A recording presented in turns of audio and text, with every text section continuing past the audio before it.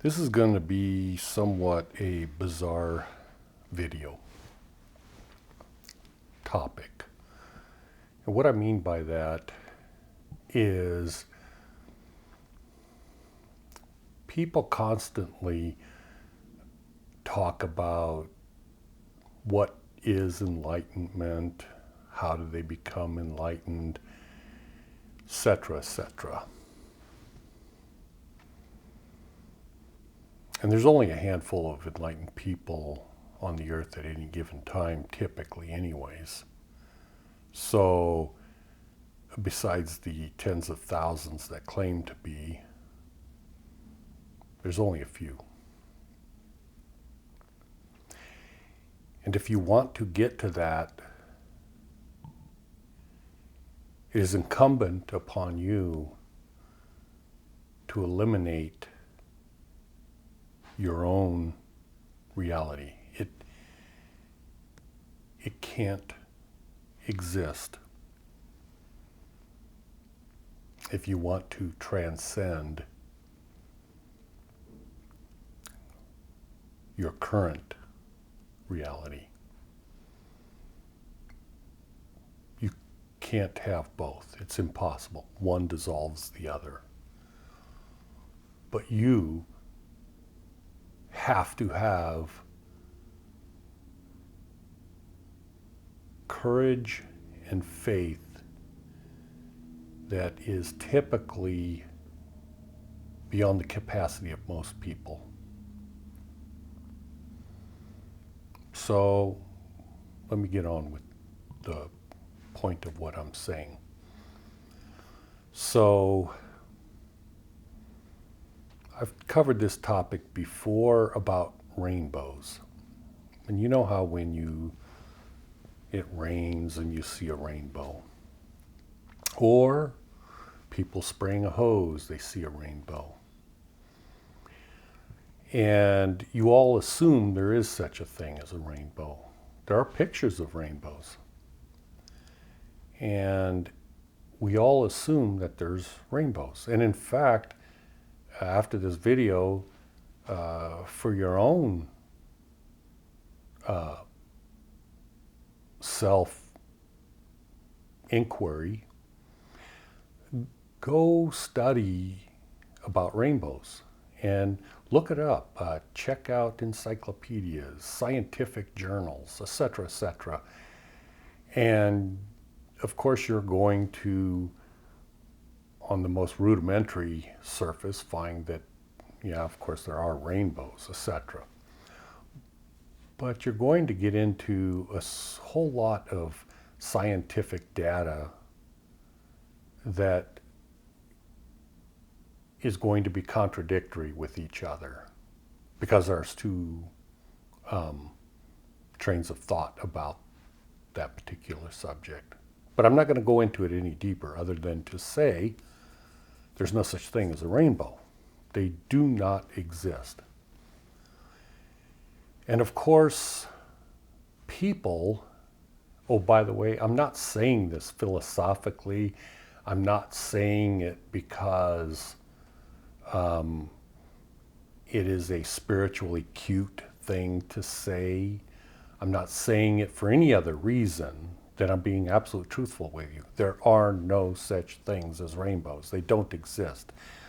And I'm not saying it as I'm using semantics. This isn't Zen. I'm not trying to trick you. I'm not trying, I'm saying the rainbow that you see with all the colors and it has a bow and all that stuff, yeah, they don't exist. They don't exist in this physical realm. They just simply don't exist. Now, for a person to realize that rainbows don't exist, their former belief in rainbows has to dissolve. Prior to that, they have to have faith and they have to have the inquisitive mind to even research it before their conception of reality dissolves. Self-dissolves, by the way. Because when truth is inculcated into your own reality, ignorance dissipates. And so most people will roll their eyes and say, this person's an idiot.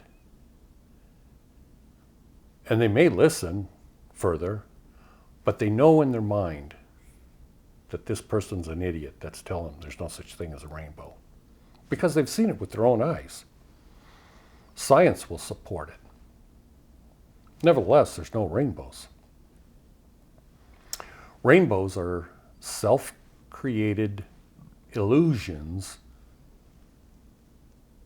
based upon ignorance of what reality truly is.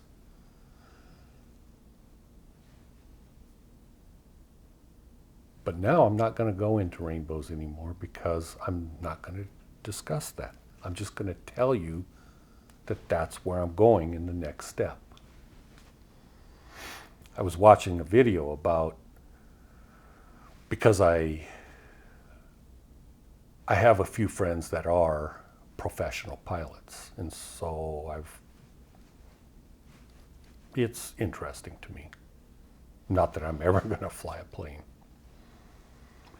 But there's a concept of spatial disorientation, and it happens to some skilled pilots. So spatial disorientation, they're flying their plane in clouds or the darkness, and it's fog, and the list goes on and on. They can no longer tell what is up and what is down or right or left. They don't know anything. And of course, the gravitational pull of an airplane as it banks a corner is giving the illusion that your plane is flying flat and true, when in fact it may very well be a hard bank and turning. And of course, that's going to cause it to dive down. And of course, they have their instruments that's telling them exactly what reality is, but they don't trust their instruments, because the instruments do fail, by the way, and everyone knows this. And so they end up trusting their own instincts, and of course they crash and die every time. So we understand the concept of reincarnation. And we are born into this reality again, and we experience reality, and we get spiritually disoriented, just like spatial disorientation, just like thinking rainbows are real when they're not. And of course, we crash and burn every single time. And the Buddha talked about this life cycle, and Buddhists always, they're always fixated upon this reoccurring life and how to stop the wheel of reincarnation or samsara and all that kind of stuff. And so this cycle goes on and on and on. But if you want it to stop, you absolutely have to have superhuman faith and trust that what you perceive isn't real. What you perceive as reality isn't real. Then you can listen to another human being. So Jesus says to the people that were killing him, "Forgive them, Father, they don't know what they're doing."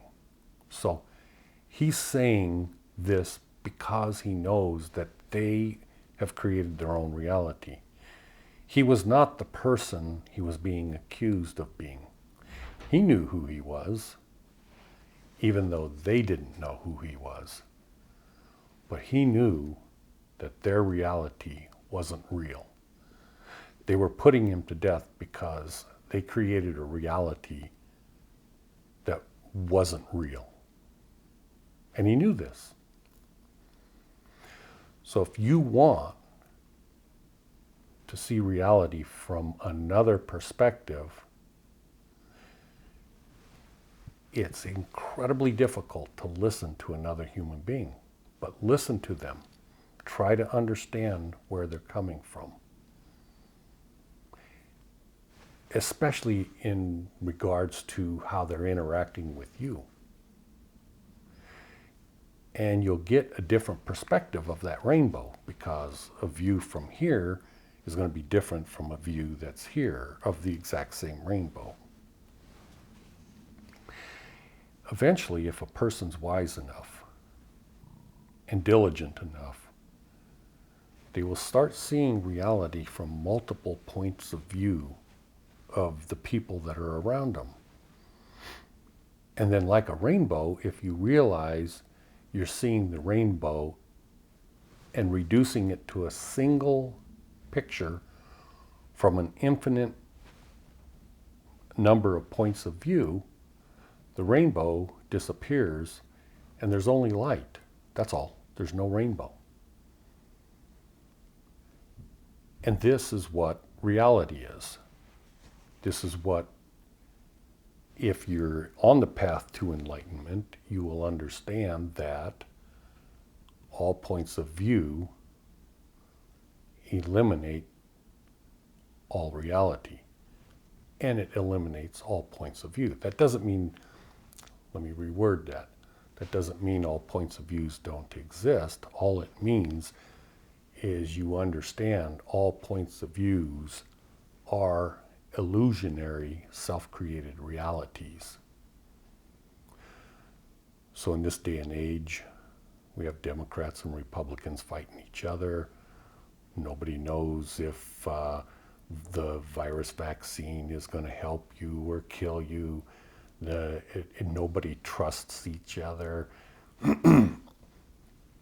We live in a time when spatial disorientation, like a pilot, nobody knows what is up and what is down. Nobody knows what's going on. The news depicts one reality on this particular station and another reality on the exact same subject from a different point of view. And so people are reacting to all of this confusion from all these different points of view being voiced, and they are confused. They are angry. This is why wars are created. Is there a Satan? Of course there is. Is there a Shiva? Of course there is. But they have their own points of view. And of course their points of view are way more encompassing than our single points of view. And so when I say something like Shiva and Lucifer are the same individual, it's all I'm saying is from different points of view, they are the same individual. And when I say things like that, from people from a Hindu or from India or whatever particular faith or religion they're coming from, they get angry with me because they think that I am saying Shiva is this fire-breathing, horrible, evil person.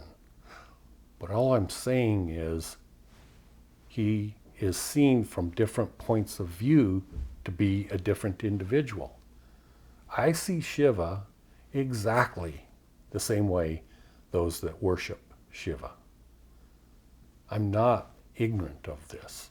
I'm just saying I see it from multi-points of view, and I'm explaining that people of a different religion see the same rainbow from a different point of view. There are not numerous gods. There is Shiva, there is Brahma, there is Jesus, there's only three. That's why they call the Trinity, okay? That's why they call it that. And by the way, the Trinity in Christianity is the Holy Ghost is one of them. But you are the Holy Ghost. Your point of view of reality is the Holy Ghost. That is you. That is the essence of you. And this is why you can connect with the, in Hindu or whatever, a lot of people call it the Absolute, or Brahma, or Brahman, or God, or the God that Jesus prayed to, or Jesus, or whatever point of view you want to pick. That is your connection to that deity. It is you, that you are the Holy Ghost. But there's no such thing as a single Holy Ghost. There's no such thing as one Holy Ghost. There's no such thing as a single Holy Ghost. There's just the Holy Ghost. And that is you.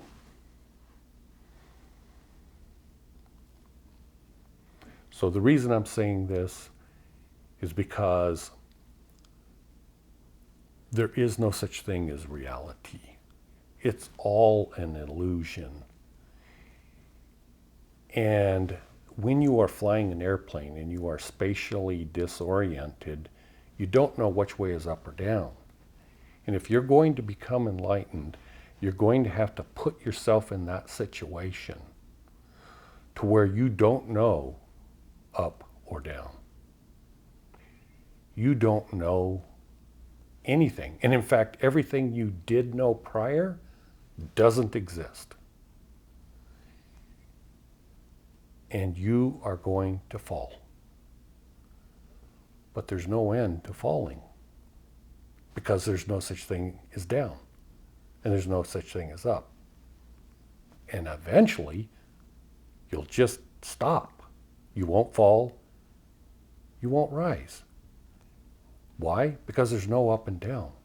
But this will never happen until you realize there's no up or down. Then spiritually, you will become what's the word I'm looking for? Propelled in this illusory reality that doesn't exist. And then you become aware of the fact that you can propel your essence. Some people call it a spirit, whatever you want to call it. You can propel that any direction you want, because there is no such thing as up or down.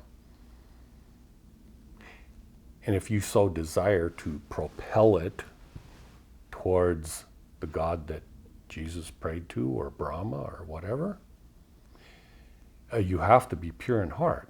You have to be the essence of pure love. And then you will see, or you will feel, the reaching out from another spiritual entity that is kind of sort of like a magnetic draw. And then you become closer and closer and closer. You can eventually become spiritually enlightened if you get to that point. But I would not suggest going there to anyone that does not first study and get within their own heart the pure love of God, the pure love, if you will. Because spiritual enlightenment, without that,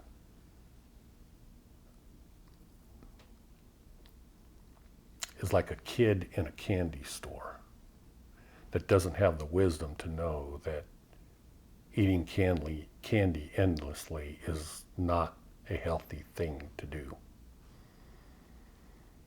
So I think with that, I'll close. And I appreciate you listening. I love every individual in existence. And I hope you got something from this. And I'm home now, hopefully for a long, long, long, long time. I am tired of being on the road. Anyways, maybe I'll take a motorcycle ride if it cools down. Anyways, thank you for watching.